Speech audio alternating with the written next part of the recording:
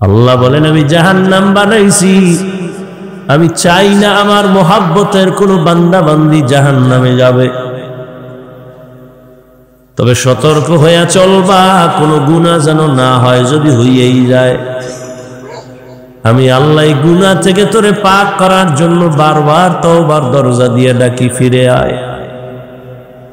ফজরের নামাজে ডাক দিছি, আয়, আসসালাতু খায়রুম মিনান নাওম। বান্দা, তোরে ফজরের নামাজে মসজিদে পাই নাই। জোহরের নামাজে ডাক দিলাম, আয়, ফজরেরটা মাফ কইরা দিব, যদি একটু আইসা আমার ডাক দাও। তোর কপাল এত খারাপ, জোহরের নামাজেও তোরে পাই নাই। আসরের নামাজে ডাক দিলাম, আবার আয়, হাইয়া আলাস সালাহ। এই সময় তোরে পাই নাই।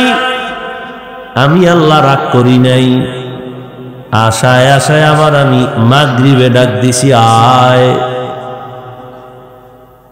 আমি আল্লাহ তোরে ডাকলাম, পাই নাই। আমি আল্লাহ বেজার হই না, আবার আশায় থাইকা তোরে এশার সময় ডাক দিলাম, আয়। এশার নামাজেও যখন আও নাই, আমি আল্লাহ এখনো তোর আশা ছাড়ি নাই। এতক্ষণ তোরে ডাকছি, আয় মসজিদে হাজির হ। দূরের থেকে ডাক দিছি, যখন তোরে পাঁচ বেলায় পাই নাই, এখন আমি আল্লাহ তোর কাছে হাজির হয়ে ডাকতেছি। এখন আমি আল্লাহ তোরে ডাকতে আইসা করছি, প্রথম আসমানে আমি হাজির হয়ে গেছি।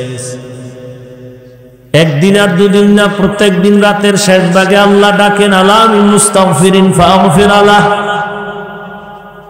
শয়তানের ধোকায় পড়ে কে গুনাহ করেছো, কে নামাজ ছেড়েছো, কে বেপরদায় চলছো, দাড়ি কাটছো, হারাম খাইছো, আমি আল্লাহ প্রথম আসমানে হাজির। এমন এক টাইমে আসছি যখন সব নীরব, গাছের পাখিরাও ঘুমায়, নদীর মাছ ঘুমায়, জঙ্গলের প্রাণী ঘুমায়, ঘরের মানুষ ঘুমায়। এই ফাঁকে একটা ডাক দিয়ে লাইন ক্লিয়ার আছে, যদি একটু অজু বানাইয়া আছে জায়গা আল্লাহ বলে ডাক দাও। তুই গুনাহ করতে করতে করতে করতে 1 বছর, 2 বছর, 3 বছর, 50 বছরে বিশাল পাহাড় বানাইছো গুনার। আর আমার কাছে যদি একবার চোখের পানি ছেড়ে বলো, হে মালিক আর গুনাহ করব না, মাফ করো, তোর 50 বছরের গুনাহ আমি 1 সেকেন্ডে মাফ করে দিব। আতিনা ফি দারে দুনিয়া না হাসান, আতিনা ফি দারে উকবা না হাসান, ইয়া গিয়াসাল মুস্তাগীসিন ইহদিনা লিফতিখারা বিল উলুমে ওয়াল গিনা। হর গরি দেনে কো তু তৈয়ার হ্যায়, जो न मांगे उससे तू बेजार है। সকাল বেলা তুমি 10টার দিয়ে বাজারে গেছো, দুপুর বেলা বাসায় বাজার করার জন্য, দুপুর বেলা কি খাইবা তা আনার জন্য বাজারে গেছো। বাজারে গিয়ে গুড়া মাছ কিনছো, আলু কিনলা, টমেটো কিনলা, মাছ কিনলা, রুই মাছ। দুপুর বেলা ঘরে আইসা তোমার সকাল বেলার বাজার দিছো, ঘরওয়ালারা সুন্দরভাবে রান্না করে পরিপাটি করে পরিবেশন করলো। খানার টেবিলে বসে যদি বলো কি মাছ দিছো, গুড়া মাছ, আর কি বলে রুই মাছ, বলে ইলিশ মাছ দাও। ঘরওয়ালি বলবে তুমি কি সকালবেলা ইলিশ মাছ আনছো? কয় না, তুমি যা বাজার থেকে ঘরে আনছো তাই দেওয়া সম্ভব, যেগুলো তুমি আনো নাই চাইলেও তা সম্ভব না।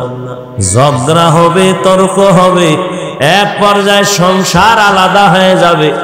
তুমি যা দেও নাই তা চাইলে দিতে পারবো না। দুনিয়ার জমিনের বাজারে তুমি আখিরাতের জন্য যে মাল কিনবা, দুনিয়ার বাজারে তুমি আখিরাতের জন্য যেই সম্বল সঞ্চয় করবা, এগুলি তুমি কবরে গেলে পাইবা, হাসরে পাইবা, পুলসিরাতে পাইবা। দুনিয়ায় তুমি নামাজ পড়ো নাই, কবরে গেলে নামাজের সওয়াব তোমার পার্শ্বে দাঁড়াবে না। আর যদি নামাজ পড়িয়া রোজা রাখিয়া কবরে যাও, নবী বলেন ক্বালান নবী সাল্লাল্লাহু আলাইহি ওয়া আলিহি ওয়া সাল্লাম ইযা উযিআল মাইয়িতু ফি কবরিহি জাআল কুরআনু ইনদা রাসিহি ওয়াস সালাতু আন ইয়ামিনিহি ওয়াস সিয়ামু আন শিমালিহি ওয়া সাইরুল হাসানাতি ইনদা রিজলাইহি। মাইয়িতকে যখন কবরে রাখা হবে, চার জিনিস চার দিক থেকে যাবে সহযোগিতার জন্য। ফেরেশতা প্রশ্ন করার আগে বলবে আসবা না, ডিস্টার্ব করবা না। কে বলে আমি মাথার কিনারায়, বলবে আমি কোরআন। ফেরেশতা ডান দিক দিয়ে ঢুকবে, বলবে সাবধান আসবা না। কে তুমি? বলে আমি হলাম এই বান্দার প্রিয় বন্ধু নামাজ। বাম কিনারা থেকে আওয়াজ আসবে আমি রোজার আমল। পায়ের কিনারায় আসবে আমি যাবতীয় সুন্নতের আমল, মেসওয়াকের আমল, দস্তারখানের আমল। আর আপনি যদি নামাজ না পড়েন কি যাব? চরমনার জমিনে ঘুমান্ত সৈয়দ ইসহাক রাহমাতুল্লাহ আলাইহি বলতেন, এ দুনিয়ার পাগলেরা, যতই তুমি যুক্তি দিয়ে বলো কবরে কোনো আযাব হবে না, এরকম বলনেওয়ালা বাংলাদেশে ও তো ইসহাক সাহেব পেয়ে গেছে, জীবনে হারে দেখি নেই, বহু আগে। আর এখন বাস্তবে তা শুরু হয়েছে। ইউটিউব খুললে বহু আলেমরা এগুলো নিয়ে বক্তব্য দিতেছে, কবরে কোনো আযাব হবে না। হুজুরে সুন্দর একটা সমাধান দিয়ে গেছে। আচ্ছা, যদি আযাব না হয় তাহলে তোমারও পেরেশানি নাই, আমারও পেরেশানি। যাইয়া যদি দেখো নামাজ না পড়ার কারণে ফিডা, যদি আযাব হইয়াই পড়ে তখন উপায় কি? আর আযাব হবে তার দলিলের তো অভাব নাই। শুধু কি তাই, কবরে যে আযাব হবে আল্লাহ তার নমুনা দুনিয়ায় দেখায় দিছেন। কত কবরে আগুন দেখা যায়, কত কবরে সাপ বিচ্ছু দেখা যায়, ধোঁয়া দেখা যায়, বাংলাদেশের ইতিহাস। আবার কত কবরে 30 বছর পরে কাফনটা সাদা, লাশও তাজা, একটা কালো দাগ নাই, কাদার দাগ নাই। 30 বছর পর এই দেশে যত কবরে আযাব দেখা গেল সব বেনামাজি লাশ। আর যত কবরের কাফন সহ তাজা পাওয়া গেল সব হলো নামাজি বান্দার লাশ।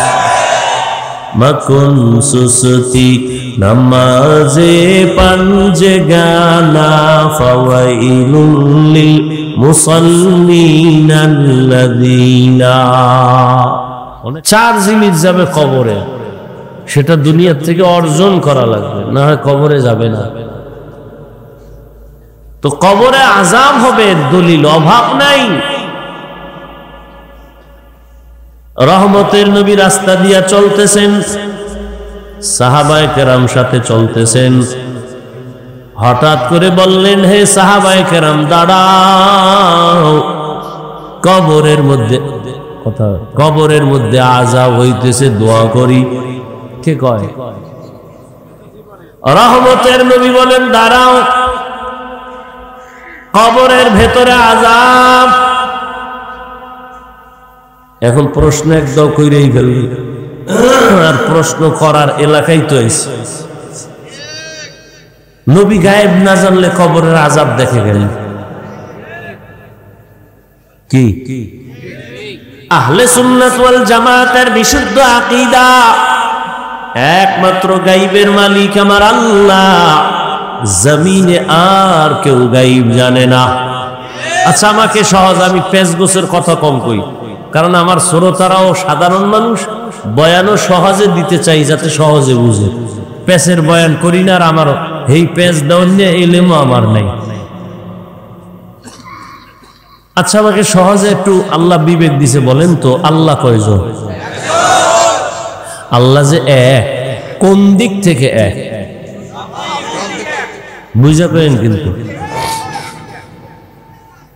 আল্লাহর এক মানে কি? তার সমান আরো একজন আছে, তার ক্ষমতার মতো কারো ক্ষমতা আছে, তার স্পেশাল গুণের মতো কারো গুণ আছে। সবাই একমত? কেউ যদি মনে করে আল্লাহর স্পেশাল গুণটা আরো একজনের মধ্যে আছে, তাহলে কি আল্লাহ ওই গুণের ক্ষেত্রে এক থাকে না দুই হয়ে গেল? শরীক হইল না, শিরিক হইল না? এই কথাটা মাথায় রাখবেন। তাহলে আল্লাহ তো গায়েবের মালিক, কথা বলেন না কেন? নাকি বলবেন যে আল্লাহ গায়েব জানে না? জানেন। এই গুণটা আল্লাহর স্পেশাল।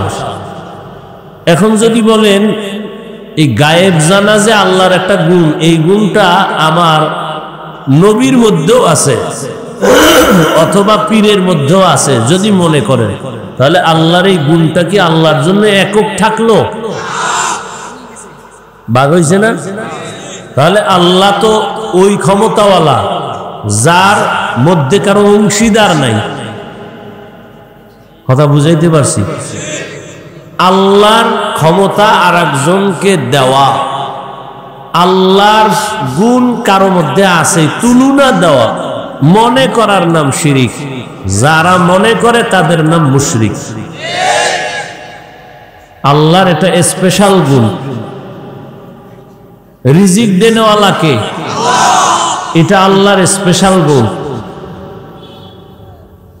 এখন এই গুণটা আরো কারো মধ্যে আছে যদি মনে করে যে আমার সরকারও রিজিক দেয়, গ্রামীণ ব্যাংকও রিজিক দেয়, আর ছেলেরাও চাকরি করে আমারে রিজিক দেয়, তাহলে আল্লাহর যে একক ক্ষমতা রিজিক দেওয়া, এটার থাকলো?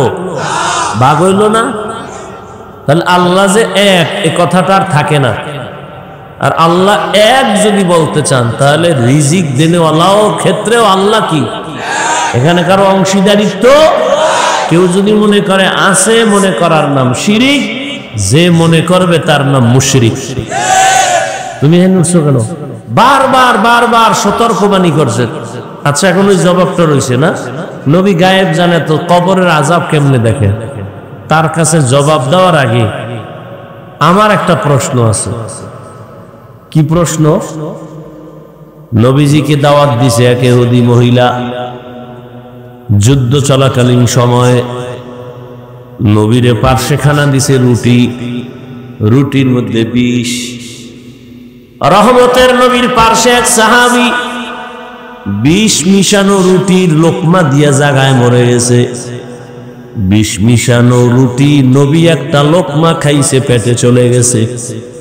দ্বিতীয় লোকমাটা যখন দিবেন, জিবরাইল আইসা ধরে ফেলছেন, নবী দিবেন না, বিষ লাগানো। নবীজি মাঝে মাঝে খেয়াল করেন, নবীজি মাঝে মাঝে এই যে বিষ ঢুকছে, এক লোকমা ঢুকছে না, নবীজির এই বিষের কারণে পেট ব্যথা। কথায় কথায় অনেক দূর যাইতেছি, আর কথায় কথা বাড়াইস, কি করার? পেট ব্যথা নবীর। ওমর, ওসমান, আলী রাদিয়াল্লাহু আনহুম, এই তিনজন শহীদ হয়েছেন, ডাইরেক্ট শহীদ। বিধর্মীর হাতে তাদের ইন্তেকাল। খুব খেয়াল করে, ওসমান রাদিয়াল্লাহু তাআলা আনহুর উপরে হামলা, সাউন্ড লইয়া করে। আর সাউন্ড এতক্ষণ ভালো আছিল না, ইকো হয় কেন? ভাইরা আমার, ওমরে ফারুক রাদিয়াল্লাহু তাআলা আনহু ফজরের নামাজের ইমামতিতে দাঁড়াইছেন মসজিদে নববীতে। ওমরে ফারুক নামাজে দাঁড়ায় তেলাওয়াত করতেছেন, পেছন থেকে নামাজের ভিতরে পায়ের রগের উপরে মারছে আঘাত। দুশমনটা দাঁড়াইছিল নামাজের সুরতে বেঈমান, ও দাঁড়াইছে ওমরের মারার জন্য। ওমর পইরে গেছে। মুহররমের 1 তারিখ। কয় তারিখ? 1 তারিখ। তাহলে ওমরে ফারুক শহীদ।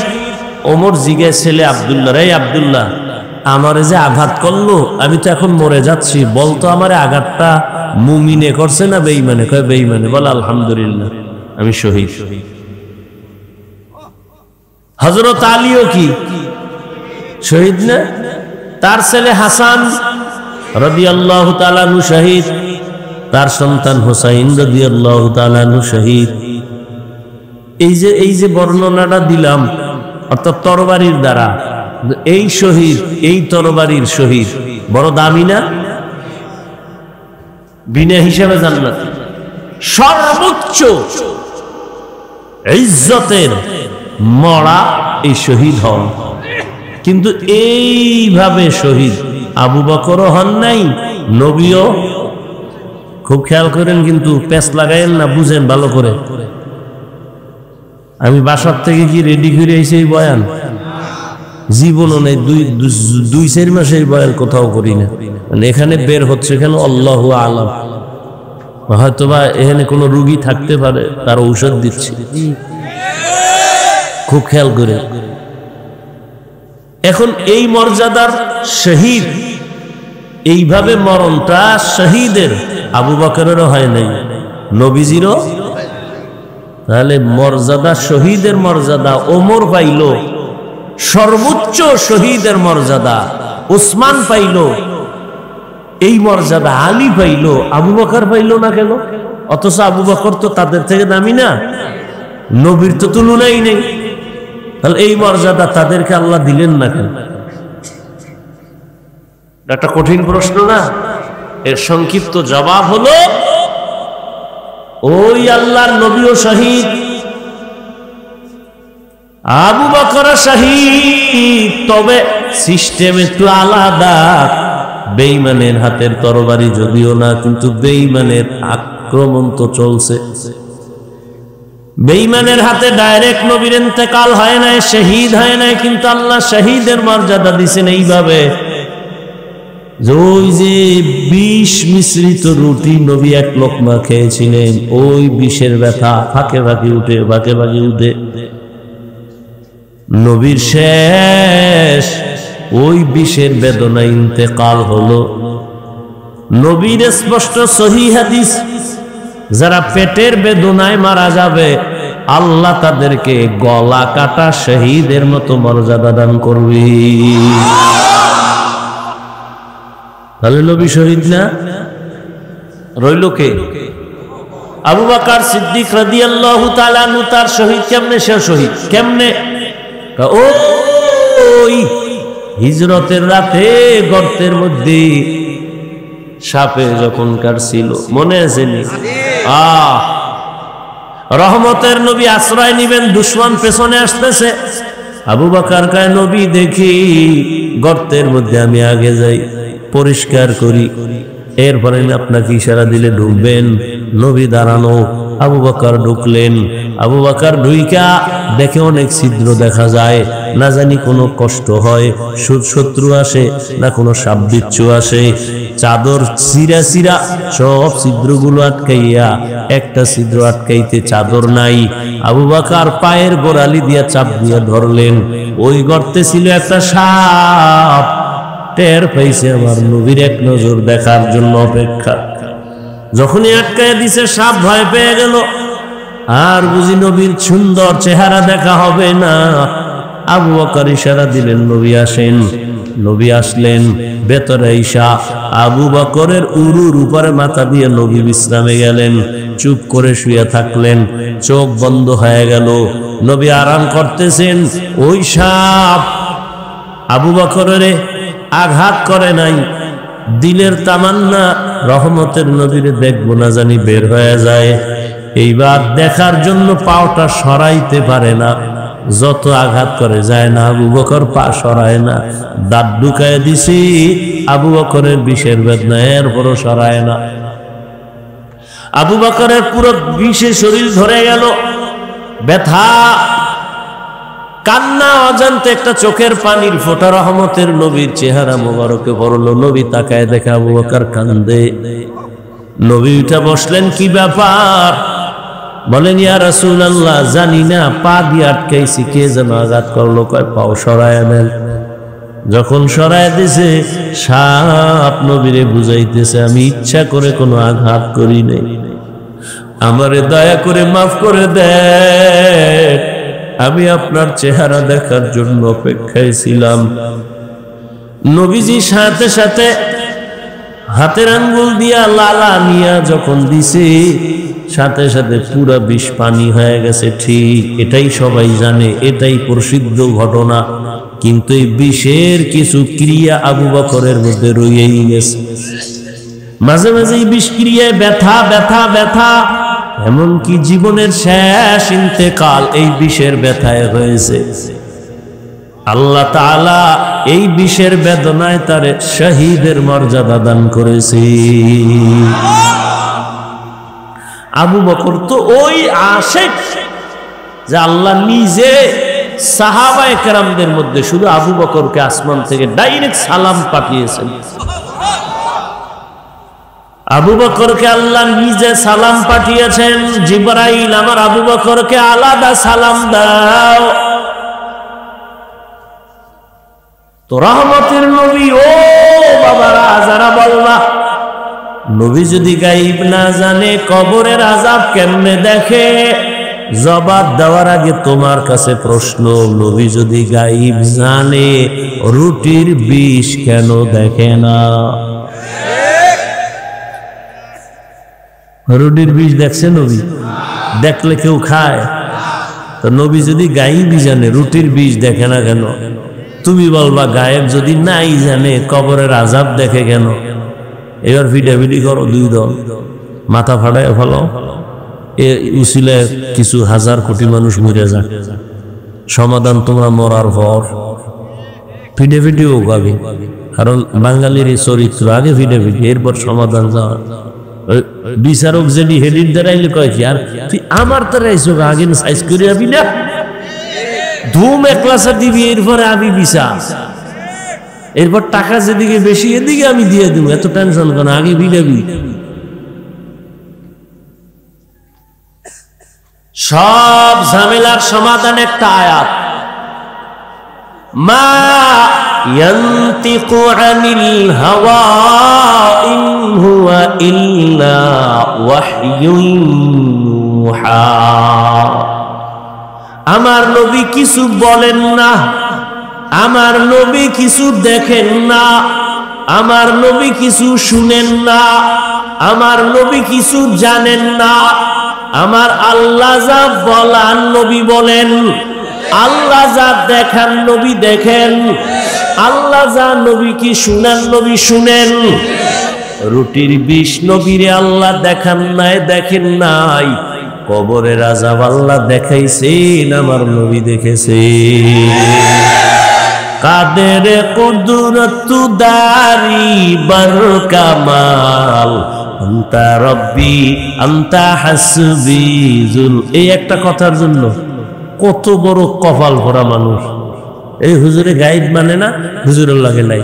তুই যে গাঁজা খাও, নামাজ করো না, দাড়ি রেখো না, পর্দা করো না, এ নিয়ে কোনো টেনশনই নেই। ও হুজুর সাইডে দিছে 13 জন, বাহাদুর হয়ে গেছে। ও হুজুরের লাগে নাই, ও জান্নাত আলাদা কিনে ফেলছে। অথচ যে নামাজ পড়ে না, দাড়ি রাখে না, পর্দা করে না, হারাম খায়, সুদ খায়, ঘুষ খায়, আল্লাহ যে ওর বিরুদ্ধে জিহাদের ঘোষণা কোরআনে দিয়ে রাখছে, এ খবর নেই। ওর ঘরে তৈরি জন্ম নিতেছে হারাম জাদা। কি জাদা? হারাম জাদা। হারাম খাওয়াইয়া যেই সন্তান জন্ম হবে, ওই সন্তান কোনোদিন মা বাবার খেদমত করবে না। ও চিন্তা নাই হুজুরে ভাগরি বান্ধে না কেন, এইটা হইল ওর চিন্তা। আল্লাহ হেদায়াত দান করুন। কবরে আযাব হবে না যদি এটাই মনে করো, তো তোমারও পেরেশানি নেই, আমারও নাই। আর যদি আযাব হয়, বলো বাবা তোমার উপায় কি, আমার উপায় কি? আর এই কবরের চিন্তায় রহমতের নবী বলেন, আমাকে বুড়া বানাইছে কবরের চিন্তা, মরণের চিন্তা। ওসমান রাদিয়াল্লাহু তাআলা আনহু 10 জন সাহাবাদের একজন, কবর দেখলে হাউমাউ করে চিল্লায় কাঁদতেন। জিজ্ঞাসা করা হলো, কবর দেখলে আপনি কাঁদেন কেন? ওসমান বলে, কবরে যাওয়ার পর আমার প্রথম ঘাটি যদি আটকায় যায়, সামনেও আটকায় যেতে হবে। এরে আল্লাহর বান্দারা, ও যুবক, ও বিন্টু বাবাজি, পর্দার আড়ালের মা বোনেরা, কয়দিন আর চোখের সামনে কত লাশ আর লাশ। এমন একটা দিন নেই যে যুবকের মরণের লাশ পাই না। গাড়ির নিচে লাশ, পানির নিচে লাশ, ঘুমের বিছানায় লাশ। মহামারী করোনায় কত জীবন চলে গেল, ছাত্র জনতার আন্দোলনে কত জীবন চলে গেল। ও আল্লাহর বান্দারা, তুমি সুস্থ, তবে কয়দিন আর বাঁচবা? অসুস্থ রুগীরে ডাক্তার কয় মনে যাচায় খাওয়া বাঁচবে না, অথচ দেখা গেছে অসুস্থটাই বেঁচে আছে, তার ভাই সুস্থ ছিল মরে গেছে। কি বহু অসুস্থটাই লাঠি লয়ে এখনো হাঁটে, আর সুস্থ মানুষটার পুরা সুস্থ, হঠাৎ করে বুকে ব্যথা, জায়গায় শেষ। এই মোবাইলের গোলামেরা, ওই যে বলছি হার্ট দুর্বল হয়, দেখ ভাই বুকে ব্যথা বেড়ে গেছে, চিন চিন করে ব্যথা, এই মোবাইল। কপাল ব্যথা, আমার কপাল, এই মোবাইল। তোমাকে দুনিয়া আখেরাতের সব ধ্বংস করার জন্য একটা মোবাইল যথেষ্ট। অর্থাৎ ছুরি লইয়া কল্লা খাডা, এটার একটু ডাইরেক্ট হইতো, আর মোবাইলে তোমার জীবন কাটে, এটা হলো ইনডাইরেক্ট। তুমি টের পাও না। তুমি এটার আপন বানাইয়া বগলের তলে লয়ে ঘুমাও, কম্বলের তলে, লেপের তলে। কি এটা তোমার মানে মা যায় যাক, মা লাগবে না, বাপ লাগবে না, কিচ্ছু লাগবে না, আমার মোবাইল হলে সব শেষ। বাস মোবাইলের জীবনের আপন বানাই দিছে। বউ আপন না, মাইয়া ফোলাও আপন না, আপন বানাইছে মোবাইল। রাতকে রাত চলে যায়, কখন 3টা বাজলো, 4টা বাজলো, ফজরের আজান হলো, খবর নেই। Mobile mobile. আল্লাহ হেদায়েত দান করুন। ইয়া আইয়ুহাল্লাযীনা আমানুত্তাকুল্লাহা ওয়া তানজুর নাফসুম মা কদ্দামাত লিগাদিন ওয়াত্তাকুল্লাহ। ও পরপারের যাত্রী, পরপারে যাওয়ার আগে তাড়াতাড়ি বাজারটা কমপ্লিট করে নাও। আর কয়দিন, পরকালের সম্বল সঞ্চয় করো, নামাজ পড়ো, রোজা রাখো। এবার আমি তোমাকে ফিনিশিং এ নিয়ে বলতে চাই, বাবা, আমি যে এতক্ষণ তোমাকে বয়ান শুনাইলাম, একবারও বলি নাই তুমি টুপিওয়ালা, দাড়িওয়ালা, বড় হুজুর হও। একবারও বলি নাই আমি কওমি মাদ্রাসার সন্তান, তুমি কওমিতে যাও। আমি তাবলীগের লাইনের সন্তান, পীরের মুরিদ, তুমি ওই লাইনে যাও, বলি নাই। বাকি তুমি গেলে আলহামদুলিল্লাহ, তবে স্কুলে পড়া বাদ দিবা এটা আমি বলি না। তুমি পড়ো, স্কুলে পড়ো, কলেজে পড়ো, চাকরি করো, ব্যবসা করো, কোনো বাধা নাই। তুমি একজন ডাক্তার হও, প্রফেসর হও, ইঞ্জিনিয়ার হও, ব্যবসায়ী হও, চাকরিজীবী হও, তবে অনুরোধ আমার ছোট্ট, বেয়াদব হইও না রে বাবা। তোমার ব্যবহারে কোনোদিন মা বাবা যেন কষ্ট না পায়। কষ্ট পাইলেই বরদোয়া শুরু, আতুলে বরদোয়া করা লাগে না। কষ্ট পাইছি, এটাই বরদোয়া। তোমার আচরণের দিল খুশি, এটাই দোয়া। শিক্ষকের সাথে কখনো যেন বেয়াদবি না হয়, মা বাবার সাথে বেয়াদবি করবা না, আলেমদের সাথে বেয়াদবি করবা না। তাহলে তুমি দামি মানুষ হয়ে যাইবা। ডাক্তার হলেও সম্মান বাড়বে, ইঞ্জিনিয়ার হলেও সম্মান বাড়বে, কারণ সম্মানের মূল থিম হলো আদব। বেয়াদবের সম্মান নাই। ও বড় শিক্ষিত হলেও জুতার বাড়ি। কি ডাক্তার হইয়াও কি, ওই যে তাসলিমা খাইছে না, MBBS ডাক্তার হইয়াও তাসলিমা জুতা খাইয়া পালাইছে কেন? বেয়াদবি করেছে। তুমিও যদি বেয়াদব মার্কা ডাক্তার হও, তাহলে তুমিও গাট্টি রেডি রাখো, কখন জুতে খাইয়া পালাবা। আর যদি আদবওয়ালা ডাক্তার হও, মা বাবার দোয়া নাও, শিক্ষকের দোয়া নাও, আলেমদের দোয়া নাও, তোমার নামে এই জমিনে মরে গেলে বিশাল ইতিহাস লেখা হবে, সম্মানের ইতিহাস। কবি নজরুলের গুণগান গাও। তোর মতো সারা রাত যদি মোবাইলে যুবক আকাম করত, জীবনে কবি নজরুল হতে পারত না। ও আমার যুবক বাবারা, স্কুলে পড়ো, এবার একটু বাস্তবায়নে আসো। একেবারে নগদ পরিচয়টা দেই, নগদ ফলাফলটা দেখো তো। তোমার লাইনে যুবক জেনারেল লাইনে পড়ে, চাকরি করে, ব্যবসা করে, স্কুলে পড়ে, কলেজে পড়ে, সত্য কথা বলো, 5 বেলার নামাজি দাড়িওয়ালা আসেনি? তোমার জিন্দেগির ওয়াজ এটাই, আর কোনো ওয়াজ নেই, এই এতটুকু ওয়াজ। শুধু এতটুকুই তুমি তোমাকে বলো যে তোমার লাইনের যুবকটা স্কুলে পড়ে, নামাজ পড়ে, তুমি পারো না কেন? ওর পা দোয়া বানিয়েই নো, খালি পেটে 3 বেলা পান করো, এটা তোমার ঔষধ। তোমার মতো যুবক র্যাব, আর্মি, পুলিশ, বিডিআরের চাকরি করে, 5 বেলার নামাজ পড়ে, বলো তুমি কেন পারো না? তোমার মতো যুবক রাস্তায় গাড়ি চালায়, নামাজ পড়ে, তুমি কেন পারো না?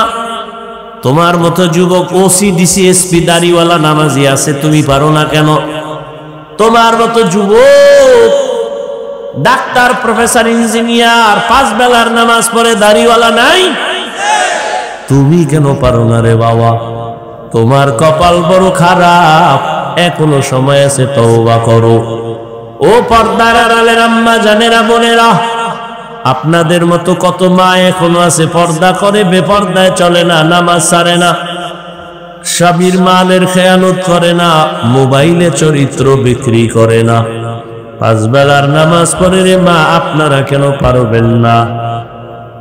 এখনো সময় আছে, তওবা করেন। জীবনে নামাজ ছাড়বেন না, বেপর্দায় চলবেন না, স্বামীর মাল খেয়ানত করবেন না। এই ছেলেরা, মেয়েরা, এই বাবার টাকা উড়ায়, এর কপাল ভরার গোষ্ঠী, একবারও চিন্তা করে না আজকে যদি বাবায় মরে যায় তাহলে পুরা সংসার তোমার জিম্মায় চলে আইব না? কি যুবক আসবে না? তা তুমি বাবার টাকা নষ্ট করছো না? মূলত এই টাকা তো তোমার, এই সম্পদ তো তোমার। বাবা আজ মরে গেলে সব তোমার হয়ে যাবে, তা তুমি তোমার সম্পদ নিজে কেন নষ্ট করো, কেন ক্ষতি করো? আসল পুঁজির থেকে যদি কেউ খেয়ানত করে, ভালো করে লিখে রাখবা, কোন কামাই রুজি রোজগারের আসল পুঁজি যদি কেউ চুরি করে, খেয়ানত করে, যেমন তোমার বাবার টাকা স্বামীর টাকা স্ত্রী খেয়ানত করে, বাবার টাকা সন্তান খেয়ানত করে, ওই সংসারে কোনোদিন কোটি কোটি টাকা কামাই করলেও বরকত হবে না, হবে না। তা তুমি তোমার বাবার ক্ষতি করো না, মূলত তোমার ক্ষতি। তোমার বাবা তোমার জন্য কামাই করে, নিজের জন্য কিচ্ছু করে। কোন বাবা নিজের চিন্তা করে না, সন্তানের চিন্তা করে, স্ত্রীর চিন্তা করে, গাধার মতো কাজ করে। সন্তান শান্তিতে থাক, এটাই তার শান্তি, স্ত্রী শান্তিতে থাক, এটাই তার শান্তি। এই চিন্তা যদি মা করত, কোনদিন স্বামীর মালের খেয়ানত করত না। সন্তান যদি করত, মা বাবার টাকা চুরি করত না। এই মোবাইলকে কেন্দ্র করে কি পরিমাণ টাকা চুরি করো মা বাবা। নিজের কপাল নিজে পুড়তেছো। এখনো সময় আছে, তওবা করো, আল্লাহকে মনে মনে বলো, শুনাইয়া বলা লাগবে না, মনে মনে বলো, হে আল্লাহ, জীবনে কত শয়তানের ধোকায় পড়ে দাড়ি কাটলাম, নামাজ ছাড়লাম, বেপরদায় চললাম, আজকে থেকে রেডি হয়ে গেলাম, আর নামাজ ছাড়বো না, বেপরদায় চলবো না, মা বাবার সাথে বেয়াদবি করবো না, শিক্ষকের বরদোয়া নিব না, উলামায়ে কেরামের পরামর্শ নিয়ে নবীর তরিকায় চলবো। তওবা করার মতো যদি নিয়ত হয়, মুনাফিকি যদি না থাকে, তওবার খাঁটি নিয়ত যাদের আছে, দুটো হাত আমার আল্লাহকে দেখায়া দাও। আয় আল্লাহ, হাতগুলো কবুল করে নেন, তওবা কবুল করে নেন। আয় আল্লাহ, আমরা তওবার নিয়তে যারা হাত তুলছেন, আর নামাজ ছাড়বে না, বেপরদায় চলবে না, দাড়ি কাটবে না, মা বোনেরা বেপরদায় চলবে না, মোবাইলে চরিত্র নষ্ট করবে না, স্বামীর মাল খেয়ানত করবে না, আমাদের তওবা কবুল করে নেন। তওবার উপরে মজবুত হইয়া চলার তৌফিক দান করেন, আমিন।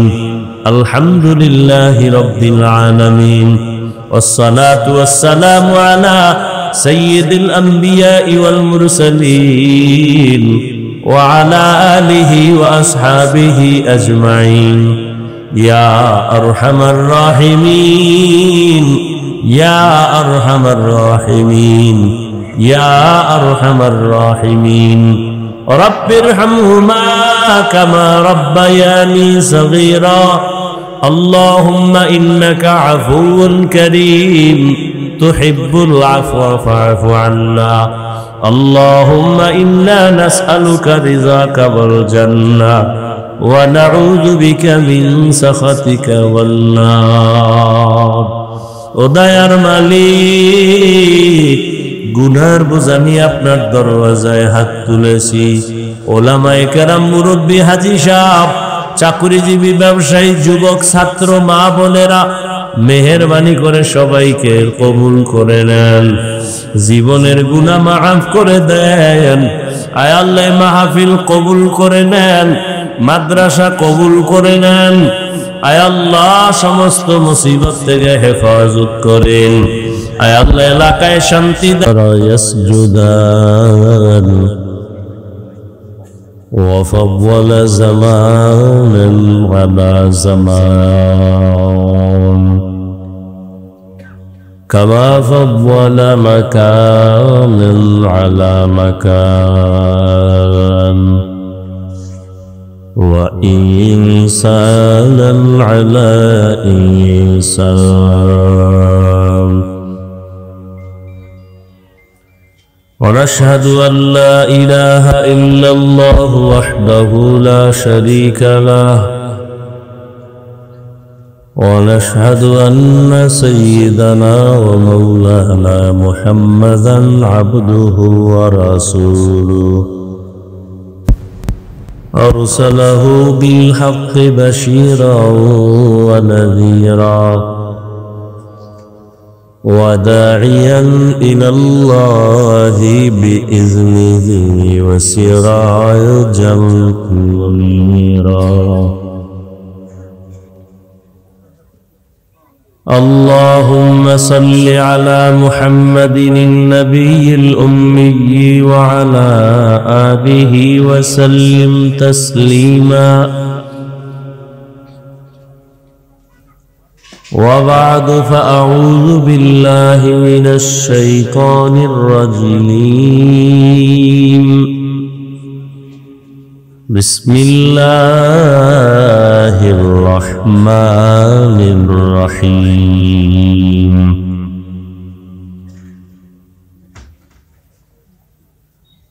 يا أيها الذين آمنوا اتقوا الله ولتنظر نفس ما قدمت لغد واتقوا الله إن الله خبير بما تعملون يا محمد وقال النبي صلى الله عليه وآله وسلم اتق المحارم تكن أعبد الناس أو كما قال النبي عليه الصلاة والسلام صدق الله مولانا العظيم وصدق رسوله النبي الأمي الكريم ونحن على ذلك من الشاهدين والشاكرين والذاكرين والحمد لله رب العالمين سبحانك لا علم لنا إلا ما علمتنا إنك أنت العليم الحكيم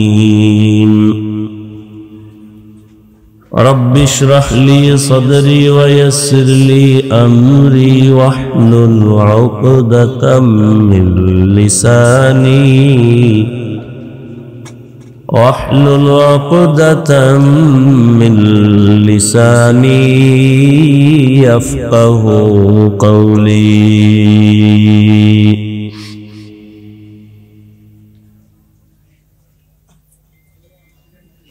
حقیقت خل جائے گی بوقت امتحان تیرے حقیقت کھل جائے گی بوقت امتحان تیرے کہ سستی میں یا محنت میں گزاری زندگی تو نے کہ سستی میں یا محنت میں گزاری زندگی تو نے محمد نے آ کر کفر کو مٹایا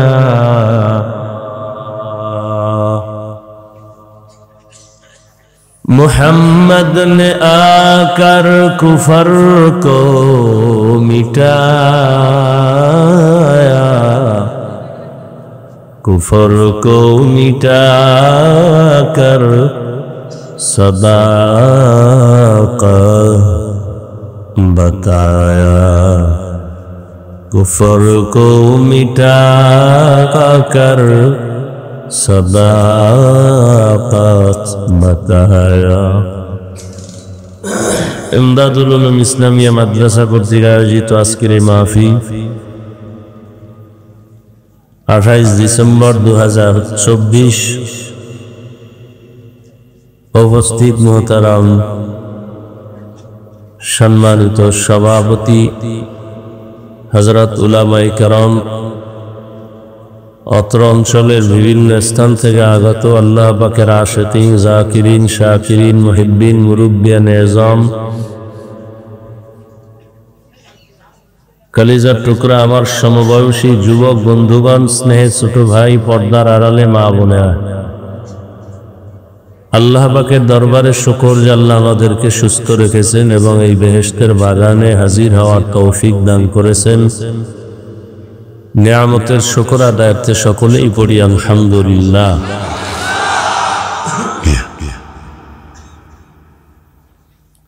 দরুদ ও সালাম সৈয়দুল মুরসালিন রাহমাতুল লিল আলামিন শফিউল মুজনিবিন হযরত মুহাম্মদুর রাসূলুল্লাহ সবাই পড়েন সাল্লাল্লাহু আলাইহি নবীজির উপরে দরুদ পড়লে লাভ না ক্ষতি একবার পড়বেন সাল্লাল্লাহু আলাইহি ওয়া আলিহি ওয়াসাল্লাম সাথে সাথে আল্লাহ আপনাকে 3টা পুরস্কার দান করবেন প্রথম পুরস্কার 10টা গুনাহ মাফ হয়ে যাবে দ্বিতীয় পুরস্কার আল্লাহর আদালতে আপনার 10 গুণ মর্যাদা বেড়ে যাবে তৃতীয় পুরস্কার 10টা গুনাহ মাফ হয়ে যাবে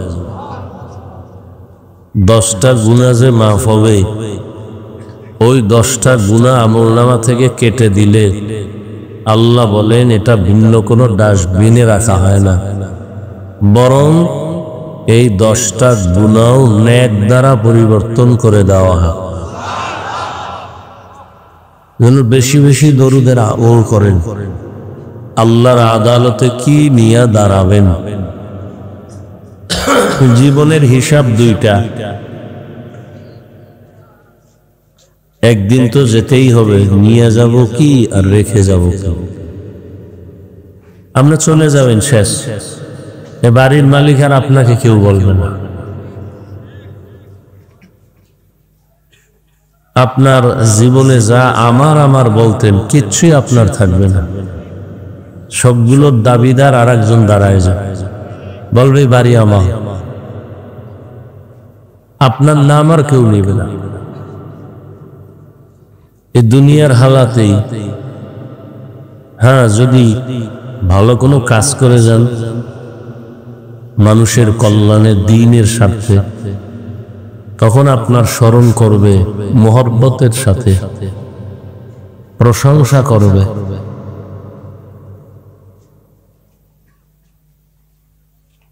ভালো নেককার সন্তান রেখে যান আপনার জীবনের জন্য এটা বড় একটা অর্জন একটা মাদ্রাসা করে গেছেন মসজিদ করে গেছেন কিয়ামত পর্যন্ত এটা বলবৎ থাকবে সওয়াব কবরে যাবে আল্লাহ দুনিয়াকে পাঠাইছেন আপনাকে আমাকে আখিরাতের কিছু কাজ করার জন্য আল্লাহ দুনিয়াতে দুনিয়ার কাজ করতে পাঠান নাই তো আল্লাহ পাঠাইছেন দুনিয়াতে বসে আখেরাতের কাজ করবা, আর আমরা দুনিয়াতে এসে আখেরাতের কাজ করব দূরের কথা, আখেরাত সম্পর্কে কোনো চিন্তাই নেই। আল্লাহ আমাদের হেদায়েত দান করেন।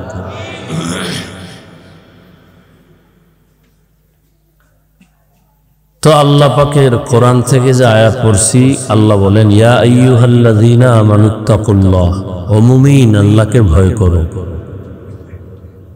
ওয়াল তানজুর নাফসুম মা কদ্দামাত লিগাদ, সামনের জীবনের জন্য কি অর্জন করেছো সেই খেয়াল করো, সেই ফিকির করো। তুমি যা অর্জন করবা এটাই পরকালে পাইবা। ওয়াত্তাকুল্লাহ, আল্লাহকে ভয় করাটা বড় দামি এক সম্পদ। দুনিয়াতে মানুষ যদি ভয় নিয়ে না চলে তো দুনিয়াও ঠিক থাকবে না।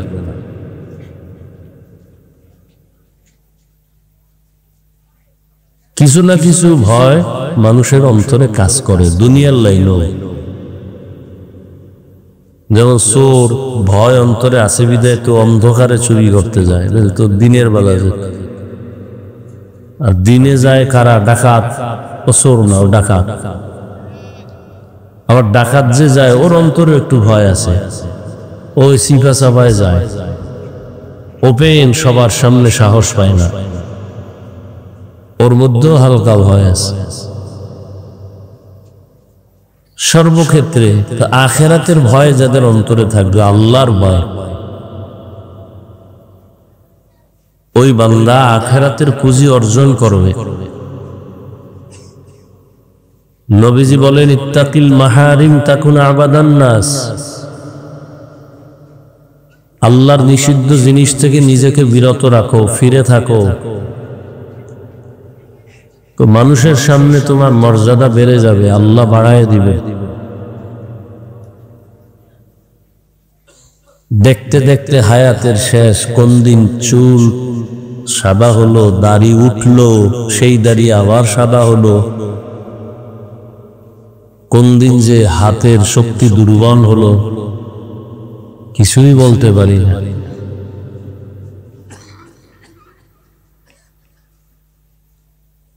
অল্প হায়াত আল্লাহ দিছেন আমাদের নবীর উম্মতের, বেশি হায়াত না। গড়ে ৬০ থেকে ৭০ বছর হলো আমাদের নবীর উম্মতের হায়াত, গড় হায়াত।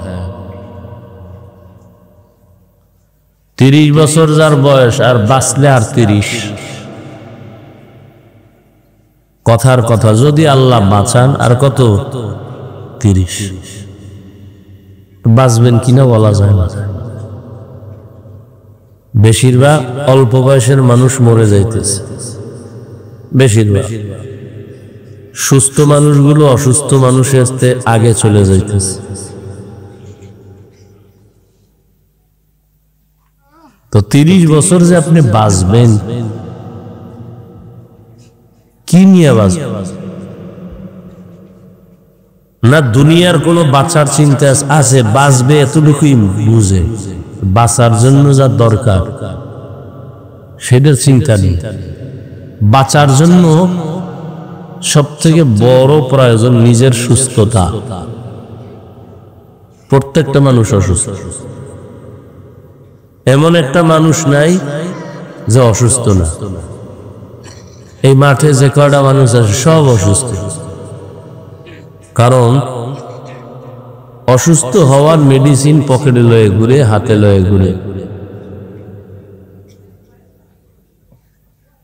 সবার কাছে এই মোবাইল, যে মোবাইল মানুষকে শুধু অসুস্থ বানায় এতটুকু না, ওর জীবন শেষ করে দেয়, যৌবন শেষ করে দেয়, লেখাপড়া শেষ, ওর চাকরি শেষ, এমনকি শেষ পর্যন্ত ওর বেইজ্জতি হইয়া মরা লাগে এই একটা মোবাইল। এমন আকাম করছে এই মোবাইলের দ্বারা, এখন বাজারে উঠতে পারে না, লজ্জা। মানুষের সামনে মুখ দেয়, মানুষ বাদ, ঘরে ঢুকতে পারে না, বউয়ের কাছে লজ্জা, সন্তানের কাছে লজ্জা। সি তুই একটা বাবা, আমাদের মতো সন্তান রাইখে তুই অন্য মহিলার সাথে কথা বলো। এখনো কিছুটা সন্তানরা মা বাবারে সম্মান করে। জানি না সেদিন কবে আসবে যে সন্তান মা বাবাকে মারবে সামান্য অন্যায়ের কারণে। এই সন্তান এগুলো দেখে লজ্জা অন্যদিকে যায়, পারে না, ইচ্ছা রকম পিটায় বাবাকে যে আমার মা, আমরা সন্তানরা আছি, তুমি অন্য মহিলার সাথে কথা বলো কেন? কোনো বাবা কি চিন্তা করছে কোনোদিন যে আমি যদি অন্যদিকে নজর দেই তো আমার সন্তান কি ভাববে, আমার সন্তানদেরকে মানুষ কি বলবে, সন্তানরা ধুকে ধুকে নিঃশ্বাস ফেলবে? চিন্তা করছে কোনো বাবা, কোনো মা? কোনো চিন্তা নেই। আল্লাহ হেদায়াতের দৌলত দান করে। এই মোবাইল, বাচ্চাও অসুস্থ, বড়রাও অসুস্থ, বুড়ারাও অসুস্থ। এই মোবাইল, মোবাইল তার জীবন, মোবাইল তার মরণ। এই মোবাইলের দিকে তাকায়া থাকতে থাকতে থাকতে থাকতে চিকিৎসা বিজ্ঞানীদের থিওরি, চোখের পাওয়ার থাকে না, কিডনি থাকে না, হার্ট থাকে না, ব্রেন থাকে না, চরিত্র থাকে না। এক কথায় যার কাছে এই মোবাইল আছে অল টাইম, তার কাছে কিছুই নাই, আছে একটা রুহু। রুহটা চলে গেল, সেও নাই, শেষ। চরিত্র নাই, কিডনি নাই, লেখাপড়া নাই, চোখের পাওয়ার নাই। যখন চোখের পাওয়ার দরকার হবে কাঁদবে, পাইবে না। তো বাকি 30 বছর পঙ্গু হয়ে বিছানায় পড়ে থাকতে হবে, যদি বেঁচে থাকে পঙ্গু হয়ে।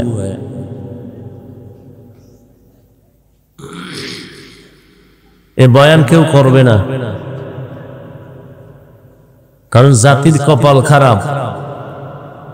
প্রয়োজনে বক্তা বাদ দিবে, আকাম বাদ দিবে না। বলবে আমার আকাম চলবে। কত হুজুর ওয়াজ করলো, কারো নজরে বাজলো না, ওনার নজরে বাজলো, ওনার বাদ দাও। জাতির কপাল, হুজুর বাদ দাও, এদেশে হুজুর নাই, ওনাকে বাদ দাও। তাহলে বলনেওয়ালা 2-3 জন যা আছে মরে গেলে আর বলনেওয়ালা কেউ থাকবে না, সব শেষ। এবার সব এক নায়ের মাঝি গায়ে গরুবে। মাঝে মাঝে আমি উদাহরণ এভাবে দেই। এক বাদশা স্বপ্ন দেখছে বৃষ্টি হবে কিন্তু পানি ময়লা, একটু ঘোলা হবে, পরিচ্ছন্ন না। এবং সেই বৃষ্টির পানি যে পান করবে সে পাগল হয়ে যাবে। খুব খেয়াল করে। তো স্বপ্ন দেখে উজিরের বলতেছে, উজির কি করা যায়? উজিরে পরামর্শ দিল যে বাদশা, বৃষ্টিটা হবে কবে? যখন তখন। তাড়াতাড়ি আমরা পরিচ্ছন্ন পানি এক্সট্রা জমা রাখি, ওই পানি পান করে যদি দেশবাসী সব পাগল হয় যে আমরা এই পানি পান করবো না, পাগলও কথা হয় না। কি ঘুমাইতেছেন না ভাবে আছেন? ওয়াজে বসলে খুব বাপ, সুবহানাল্লাহ বলবে না, মনে হয় ধাক্কা দিয়ে একবারে বলাইতে হবে। কোথায় আলহামদুলিল্লাহ বলবে না। বুঝিনি, এক এক এলাকার হালাত বড় দুর্বল, ইমানের স্পিরিট দুর্বল, আর খায় হারা দিন গাঞ্জা, মদ, বিড়ি। এরপরে যারা এডি টানে না, হেগোর মধ্যে অন্য গুণা আছে, গীবত, শেকায়াত, গালাগালি। তো এদের জবান থেকে সুবহানাল্লাহ আলহামদুলিল্লাহ আসবে কিভাবে? এখন পরিচ্ছন্ন পানি মস্ক ভরে রেখে দিছে, ড্রাম ভরে রেখে দিছে। এবার বাদশার টেনশন নেই, ওজিরেরও কি নেই। খেয়াল করে, বৃষ্টি শুরু হয়ে গেছে কোনো একদিন, জনগণ এই বৃষ্টি দেখছে নতুন, পানি পান করতে করতে করতে করতে সব কি হয়ে গেছে। দেশের জনগণ একজন আর কি নেই, পানি পান করে নাই কে? বাদশাহ আর উজির। এবার সব জনগণ এক হয়ে দেয় যে এরা পান পান করে না, আমরা সবাই পানি পান করি, হে করে নাই। এবার জনগণ সব এক হয়ে খায়। বাদশাহ আর উজির ছাড়া বাংলাদেশে আর পাগল নাই, এই দুইটা লোক আছে পাগল। উজিরে কয় বাদশাহ এতগুলো জনগণ যখন পাগল কয় তাহলে পানি আমরাও পান করি। বাদশাহটা তুমি করো, আমি করুন। উজিরে এই পানি পান করে জনগণের লগে মিলে খায়, আসলেই বাদশাহ পাগল।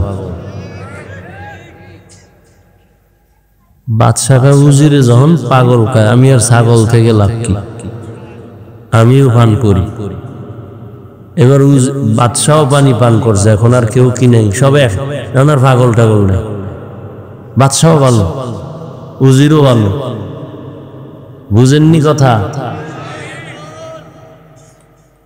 সব হুজুর ভালো, আমি একা কই, সমস্যাই জানে। মানুষ অন্যায়ের উপরে চলতে চলতে এখন ন্যায়টাকেও অন্যায় মনে করে, মিথ্যার উপরে চলতে চলতে সত্যটাকেও মিথ্যা হিসেবে দেখে। উদাহরণ এভাবে দিই, বেয়াদবি মাফ করবেন, এই ওয়াজ হচ্ছে এখানে, একদিন তো এই উপলক্ষে দোকানপাট হয় না, মার্কেট হয় না, হয় এখানে হয় কিনা জানি না। সেই মার্কেটের মধ্যে মহিলারাও যায়, যুবতীরাও যায়, যায়নি? যুবকরাও যায়, বেলুন কিনে, প্লাস্টিকের মাছ কিনে। ওয়াজ উপলক্ষে যদি পার্শ্বেই কোনো দোকানপাট হয় আর সেখানে বেপর্দা মহিলারা যায়, যুবকরা যায়, আপনাদের বিবেক কি বলে? এটা কি অন্যায় না? কেন এই বেহেশতের বাগান উপলক্ষ করে জাহান্নামের বাগান কেন? আপনিও যান, আপনিও চিন্তা করে ওয়াজের উপলক্ষে একটা বাজার মিলছে, একটু ঘুরে, আপনি একটু ঘুরে আইলেন, জান্নাতের হুরপুরি দেখলেন। এরপরে হ্যান গিয়া কি করে? খেলনা কিনে, বেলুন কিনে। ওয়াজের পরে বেলুন কান্দে ঝুলে বাড়ি যায়। তো ম্যাডাম বলে কি পাইছো ওয়াজ? কয় যে মোনাজাতে বেলুন কবুল হয়ে গেছে। আপনারা হাসেন, কতটা অন্তরে কষ্ট নিয়ে ওই কথাগুলো বলতেছে। আগে ভাবতাম আল্লাহ আল্লাহরা খালি করে মরে যাবো, দুনিয়ায় থাকতে মনে চায় না। আরে বাঁচার জন্য পাগল হয়ে গেছি, আরো কিছু বুজুর্গরা খালি মরতে চায় কেন? আমার মধ্যে এখন এই তো ঢুকছে, আসলে দুনিয়ার অবস্থা দেখা, আলেম ওলামার অবস্থা, পাগল হয়ে যায় মোবাইলে ছবি তোলার জন্য। অথচ এই ছবি তোলা কবিরা গুনাহ, 1000 বার হারাম, 1000 কোটি বার কবিরা গুনাহ। আপনাদেরকে কি বল? ছাত্র, মাদ্রাসা বুঝি না, স্কুল বুঝি না, পাগল একটা ছবি উঠাইবে কেমনে, লাইভ দিবে কেমনে, সব লাইভ বয় হয়ে কিছু হলে একটু লাইভ দিবে। ফেসবুক, কোথায় টাকা লয়ে যদি একটু ঝামেলা হয়, হ্যাঁ লাইভ দেওয়া লাগবে। পারে না বাথরুমের ভিতরে গিয়ে লাইভ দিতে, ওইটা কম দিন আবার দিয়ে ফলায় বলা যায়। আল্লাহ হেদায়াত দান করুন। তাহলে বসছেন বেহেশতের বাগানে, করতেছেন কবিরা গুনাহ মোবাইল নিয়ে, বলার দায়িত্ব বলে গেলাম। মানবেন কিনা সেটা আপনার ব্যাপার, ওই চিন্তা আমার না। হেদায়েতের মালিক আমিও না, আপনিও না, বয়ানও না। কে মালিক? ব্যাস, বলার দায়িত্ব আমার উপরে আছে, বলে দিল। এবার মানার দায়িত্ব আপনার, মানবেন কিনা সেটা আল্লাহ বুঝবে আর আপনি বুঝবেন। আমার চিন্তা শেষ, জিম্মেদারি শেষ, বলে দিল। ছবি তোলা কি একবার না 1000 বার? 1000 বার। বলার দায়িত্ব বলে দিল। পৃথিবীর কোনো মুফতির বাবার ক্ষমতা নাই এই কথাকে ভিন্ন দিকে ঘুরানো। পৃথিবীর কোনো মুফতির বাবার ক্ষমতা নেই। সরকারে বলছে এখন ছবি লাগবে, এটা জায়েজ। নবীজি বলছেন এই কারণে ছবি তোলা যাবে, এটাও জায়েজ। এছাড়া ভিন্ন কোনো কারণে ছবি তোলা হারাম হারাম হারাম হারাম। কিছু চালাক আছে, চালাক, হুদা চালাক, যারা অতি চালাক। কি চালাক? আমি বলি অতি চালাকের আর এক নাম বেয়াদব। এই অতি চালাকরা বলবে এতগুলো ক্যামেরা, এগো যে কিছু কর না, এরা অতি চালাক। মানে বুঝতেছে আমি বলদ, আর ও খুব বুদ্ধিমান। ও আমাকে প্রশ্ন করবে, আমি এটা মাথায় আমার নাই, সামনেও আসবে না, কপাল ভরার গুলো ওর কপালে অভিশপ্ত। কারণ আলেম ওলামার বিরোধিতা করা মানে আল্লাহ পাকের লানতকে দ্রুত টেনে আনা নিজের উপর। যারা আলেম ওলামার বিরোধিতা করে, চাই সে ইশারায় করুক, ফেসবুকে করুক, বলার দ্বারা করুক, এরা সব সন্তানগুলো মা বাবার অভিশপ্ত সন্তান। একটা সন্তানও মা বাবার ভালো সন্তান না, আদরের সন্তান। মা বাবার অভিশাপ যেই সন্তানটির উপরে লাগে, ওটাই শুধু আলেমের বিরোধিতা করে। আল্লাহ হেদায়েত দান করুন। তোমাকে আমি পাশে থাকলে, কাছে আসলে আমি এগুলো বুঝাবো। বাকি 5 সেকেন্ডের সামান্য একটা জবাব হলো, ক্যামেরায় বয়ান রেকর্ডের দ্বারা কিছু হলেও উম্মতের ফায়দা হয়, তোমার ছবির দ্বারা কি হোক বল। বিস্তারিত তোমাকে জবাব দেওয়ার সবকিছু আমার সিনার মধ্যে আছে। আমি এতগুলো কথা এখানে বলতে চাই না, শুধু এতটুকু বলবো, ক্যামেরায় রেকর্ড করার দ্বারা প্রবাসের আমার ভাইরা বয়ান শুনে কিছু লাভ হয় আমার জানা মতো। আমি এটারে জায়েজও বলি না আর হারামও বলি না, কিন্তু তোমার ছবি তোলার দ্বারা লাভ কি বলো? বাস এতটুকু জেহেনে রাখো, আর বেশি বুঝো না। বেশি বুঝতে বুঝতে বাড়িঘর সাইরা জঙ্গলে ঘুমায়, টের পাও না। বেশি বুঝো। এ দুনিয়াতে সব থেকে ভালো বুঝনেওয়ালার মেধা শুধু কোরআনওয়ালা ছাড়ার কারণে সবগুলো নষ্ট। সারাদিন বিড়ি টানবি আর মদ খাবি, তোর কিসের জ্ঞান? কিসের তুই বুদ্ধিজীবী? তুই তো এ জাতির মানুষ নামের কলঙ্ক। বিড়ি টানি, ডান হাতে বিড়ি, বাম হাতে চা। কারণ ডান হাত বরকতের হাত, এডে লইছে বিড়ি, আর বাম হাতে লইছে চা। কত বড় বেয়াদব, অসভ্য কোথাকার, নিমক হারাম কোথাকার। আলেম ওলামারে দেখলে আবার সেখানে আর একটু বাহাদুরি করে। এই জন্য তো সব বয়ানে বলি, স্বাধীন স্বাধীন করে ঘুমাও, মাস্তানি করো, দেশ স্বাধীন। কিসের স্বাধীন? দেশ স্বাধীন হলে চট্টগ্রামে আইনজীবীর গলায় ছুরি চালায় কেন? কিসের স্বাধীন? মুসলমান স্বাধীন ওই দিন বলবে যেদিন ইসলামের স্বাধীন হবে। মসজিদ মাদ্রাসা সুদ মুক্ত, ঘুষখোর কমিটিতে থাকবে না, সেদিন স্বাধীন। শিয়ালের হাতে মুরগি দিয়া আমানত যদি রাখো, এটা আমানত না। শিয়ালের হাতে মুরগি কি আমানত? শিয়ালের কাছে মুরগি আমানত রাখা, এটা আমানত না খেয়ানত? সুদখোর বেনামাজি হারামখোরের হাতে ধর্মের চাবি রাখা, এটা কোনোদিন স্বাধীন না, নিরাপদ না, এটা আমানত না, এটা খেয়ানত। তো ধর্মের চাবি সুদখোর, ঘুষখোর, হারামখোরের হাতে, বেনামাজির হাতে দিছে কে? জিবরাইল। কে দিছে?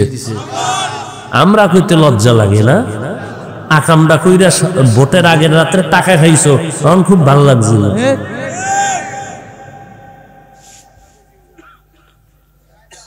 আল্লাহ হেদায়েত দান করুন। বাথরুমে যাইয়া 10 গ্রাম পায়খানা খাইও, ওই ভোটের আগের রাত্রে টাকা না খাই। বলবা হাফিজ ভাই এমন কেন? হ্যাঁ, ওই 10 গ্রাম পায়খানা খাওয়ার গন্ধ জাতি টের পাবে না, হালাল সাবান দিয়ে কুলি করবা, শেষ। আর ওই যে ভোটের আগের রাত্রে খাইছো পচা পায়খানা টাকা, জাহান্নামের আগুন দিয়ে তোরে না জ্বালানো পর্যন্ত দুর্গন্ধ যাবে না।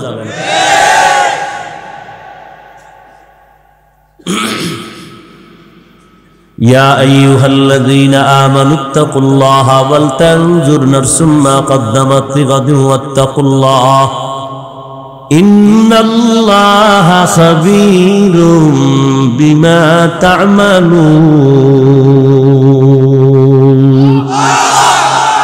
আজকে বয়ানটা নিতে চাইনি, অনেক কষ্ট লাগতেছে। আমি কালকে সারা রাত সজাগ, মাদ্রাসার মাহফিল, তার আগের রাত্র সজাগ, পাগল হয়ে যাইতেছে। মানুষের জীবনের সুস্থতার জন্য ঘুম আল্লাহর দেওয়া একটা মহা ঔষধ, তাও দিনে না, রাতের ঘুম। তা আমরা তো রাতের ঘুম কপাল থেকে হারায় ফেলছি।